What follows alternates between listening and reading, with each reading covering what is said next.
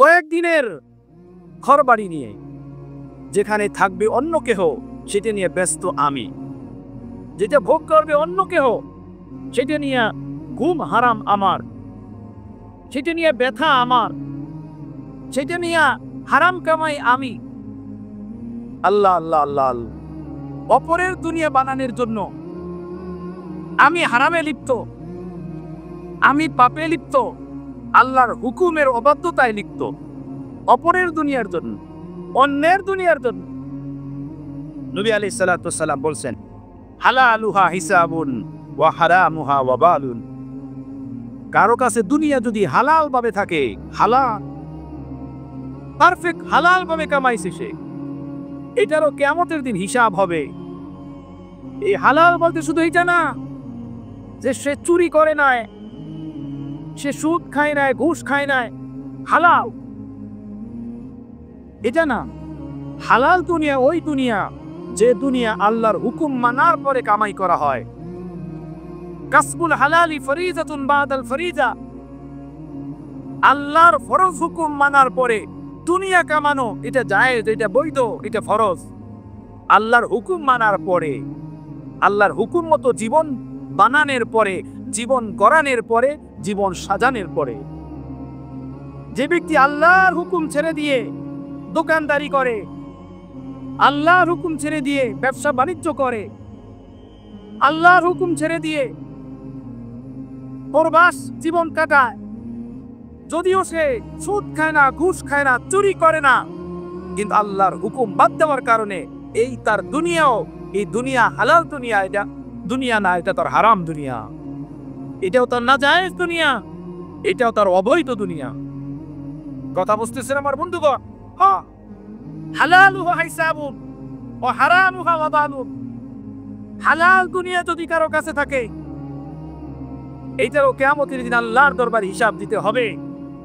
আমার মুসলমান ভাইরা, আমার বন্ধুরা, আপনারা আমার মুসলমান ভাই, আমি আপনাদেরকে বলি, আমি সহ আল্লাহকে হাজির নাজির জেনে কয়জন মানুষ এখানে আছি এরকম বলতে পারবো আলহামদুলিল্লাহ আমার ইনকাম সোর্সের ভিতরে, আমার কামাইয়ের ভিতরে একটা পয়সা, একটা আনা, 10টা পাই, 50টা পয়সা, একটা টাকা সন্দেহের নাই, হারাম নাই।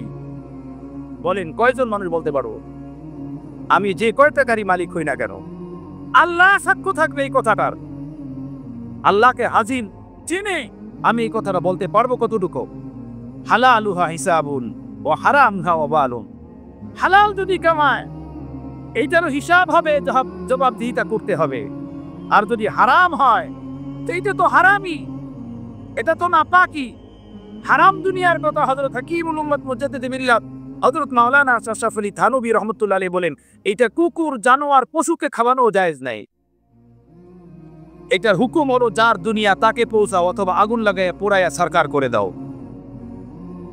হারাম দুনিয়া, হারাম মাল, এটা পশু পাখিকেও খাওয়ানো জায়েজ নাই।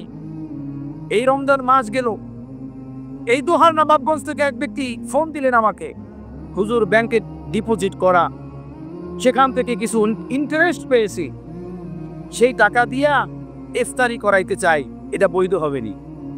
কোন ব্যাংক থেকে পাওয়া ইন্টারেস্ট টাকা, সেই টাকা দিয়ে সে ইফতারি করাইতে চায়, তবে দ্বীনের সাথে, মাদ্রাসা মসজিদের সাথে, আলেম ওলামাদের সাথে সম্পর্ক থাকার কারণে এতটুকু জিজ্ঞেস করছে, এতটুকু ভয় ভিতরে আছে। আর যাদের ভিতরে এতটুকুও নাই তাদের কি অবস্থা সেটা বলবো। ঢাকা থেকে আমার এক জাননেওয়ালা সে ফোন দিছেন যে আমার শাশুড়ি ইন্তেকাল হয়ে গেছে। আমার শাশুড়ির ইন্তেকালের পরে তার ছেলে মেয়েরা তার জন্য খানা পিনার ইন্তজাম করছে। চতুর্থ দিন সেই খানা পিনার ভিতরে 1 লক্ষ টাকা ব্যয় করছে। সেই টাকাটা হলো ওই টাকা যে আমার শাশুড়ির 40 লক্ষ টাকা ব্যাংকে ছিল ডিপোজিট করা, সেখানে 2 লক্ষ টাকা ইন্টারেস্ট আসছে। তো তার ইন্তেকালের পরে তার মেয়েরা এটা পরামর্শ করছে যে সেই 2 লক্ষ টাকা থেকে 1 লক্ষ টাকা দিয়ে আমরা মায়ের খানার খরচের ইন্তজাম করি।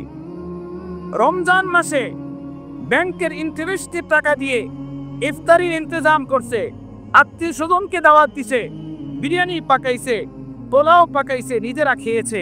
এরপরে সেই খানা মাদ্রাসা মসজিদে পর্যন্ত পাঠাইছে। কথা বুঝতেছেন? আল্লাহ আপনি আমাদেরকে হেদায়েত দেন, আল্লাহ আপনি আমাদেরকে বুঝ দেন, আল্লাহ আমাদেরকে হেফাজত করেন। হাজ্জাজ বিন ইউসুফের জমানায় ওলামাদেরকে দাওয়াত দিছিলেন, দাওয়াত দিয়ে পরে ওলামাদেরকে খানা খাওয়াইছেন। খানা খাওয়ানোর পরে, খানা খাওয়ার শেষে হাজ্জাজ বিন ইউসুফ ওলামাদের সামনে দাঁড়ায়া বক্তৃতা দিয়েছেন এবং বলছেন, বাস আমি আপনাদের থেকে নিরাপদ হয়ে গেলাম।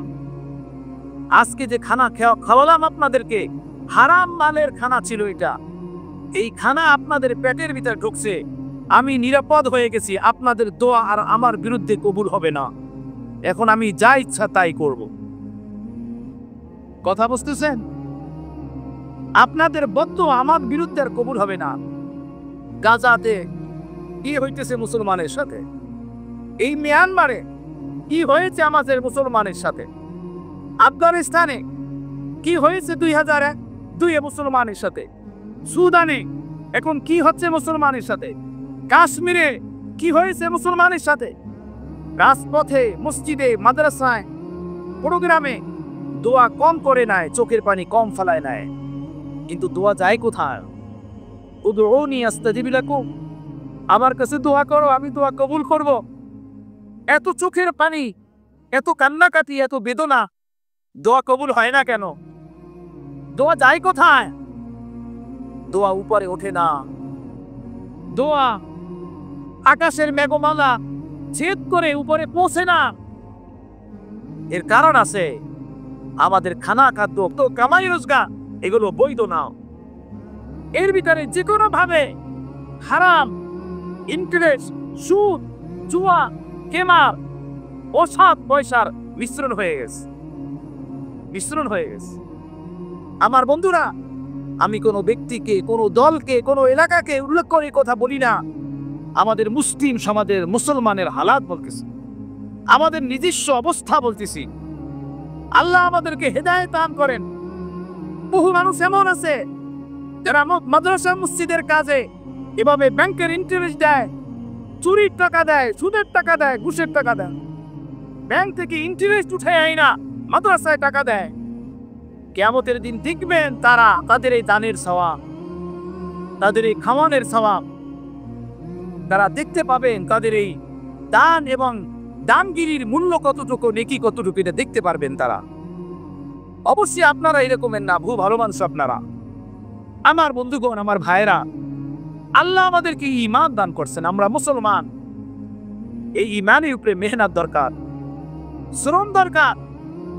আমি যদি কসম খাই মিথ্যুক হব না, আমাকে কেউ মিথ্যুক বানাতে পারবে না।